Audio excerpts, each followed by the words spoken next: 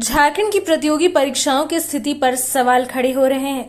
एक ओर JPSC mains परीक्षा का परिणाम जारी होते ही चयनित उम्मीदवारों के चेहरे खुशी से खिल उठे हैं, तो दूसरी ओर जेएसएससी सीजीएल के अभ्यर्थी अब भी अनिश्चितता और न्याय की आस में टकटकी लगाए बैठे हैं। सरकार, आयोग और यहां तक कि न्यायालय भी एक गंभीर मसले पर चुप्पी साधे हुए है, जिससे छात्रों में गहरी निराशा फैलती जा रही है। कल देर रात झारखंड लोक सेवा आयोग यानी कि जेपीएससी ने बहुप्रतीक्षित 11वीं मुख्य परीक्षा का परिणाम घोषित किया, जिसमें 800 अभ्यर्थियों ने सफलता हासिल की है। ये वही परीक्षा है जिसके परिणाम को लेकर अभ्यर्थियों ने लंबा संघर्ष किया है।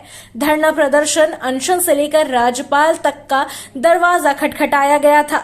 अंततः आयोग को झुकना पड़ा और छात्रों की मेहनत रंग लाई है। पर अब जब जेपीएससी का परिणाम सामने आ गया है, तो लोगों की निगाहें जेएसएससी सीजीएल परीक्षा पर टिक गई है। बीते वर्ष सितंबर में ये परीक्षा आयोजित की गई थी। परिणाम भी जारी हुए, लेकिन जैसे ही पेपर लीक की शिकायतें सामने आई, पूरे मामले पर रोक लगा दी गई।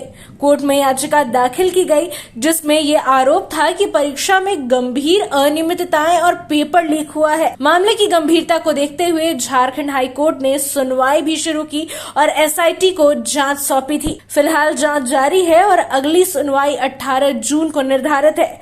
ऐसे में जेएसएससी के पेपर लीक की एक पहली घटना नहीं है। जुलाई 2022 में जूनियर इंजीनियर की परीक्षा का पेपर भी लीक हो गया था, जिससे परीक्षा रद्द करनी पड़ी थी। इस मामले में रंजीत मंडल को उड़ीसा से गिरफ्तार किया गया था। इसके बाद 2023 में डिप्लोमा स्तरीय प्रतियोगिता परीक्षा में भी पेपर लीक की पुष्टि हुई थी।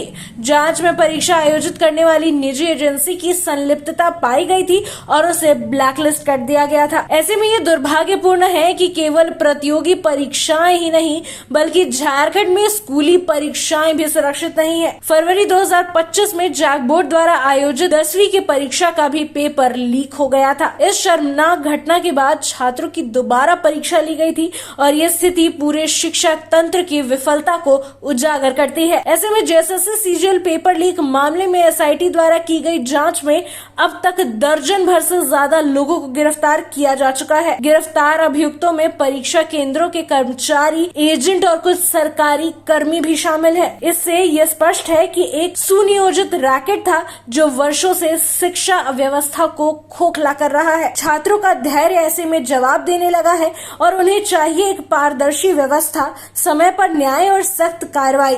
यदि जेपीएससी जैसे आयोग समयबद्ध निर्णय ले सकते हैं, तो जेएसएससी पर ये अपेक्षा क्यों नहीं रखी जा सकती। वहीं राज्य सरकार, आयोग और न्यायालय को अब मौन नहीं, बल्कि सक्रिय होकर छात्रों के भविष्य की रक्षा करनी पड़ेगी।